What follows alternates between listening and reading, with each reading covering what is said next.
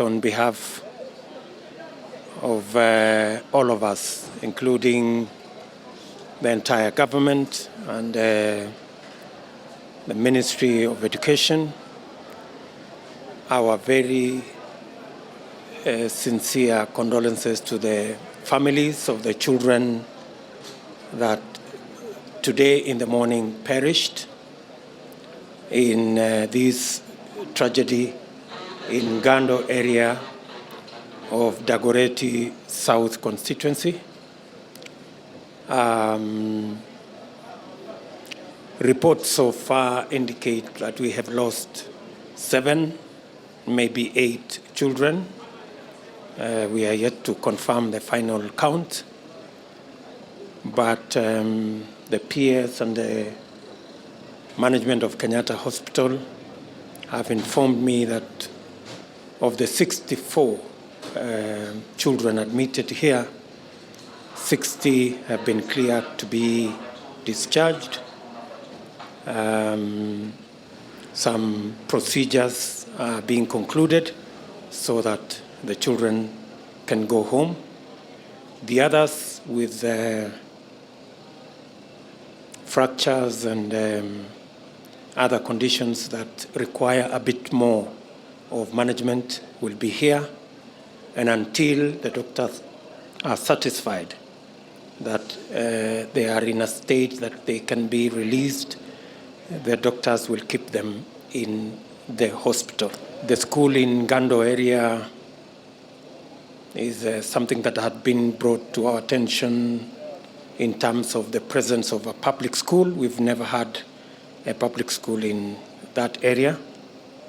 The school we have there is a private school, and it is unfortunate that this has happened. We've lost children.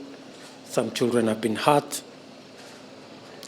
And we have instructed that the school be closed down until we satisfy ourselves that it is in a condition that it can be used again as a school. But meanwhile, we wish all the children that have been treated here quick recovery. We want to advise the parents that between Kenyatta Hospital Emergency Fund and our EDU NHIF health insurance, all the bills will be sorted out. As you are aware, the government of Kenya took insurance for all our children in our schools, and therefore we will look after them in that manner, and we will make sure that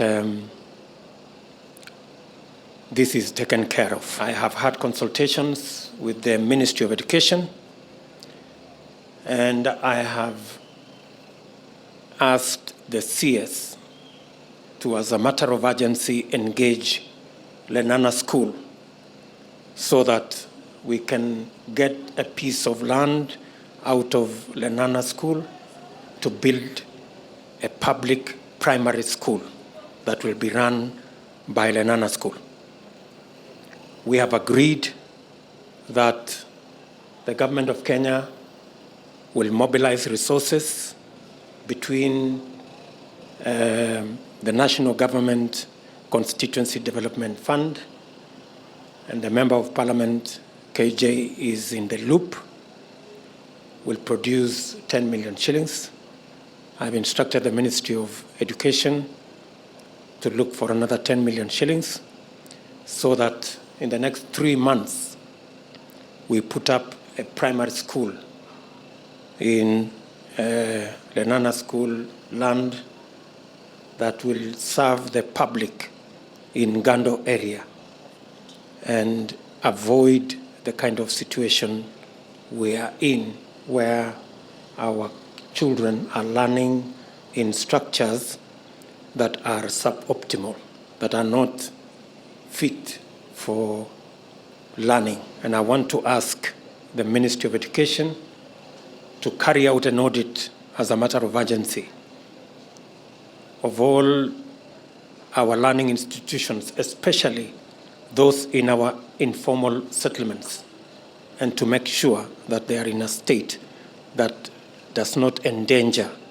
the lives of our children, both in terms of the structures and in terms of the health condition and the hygiene in those learning institutions.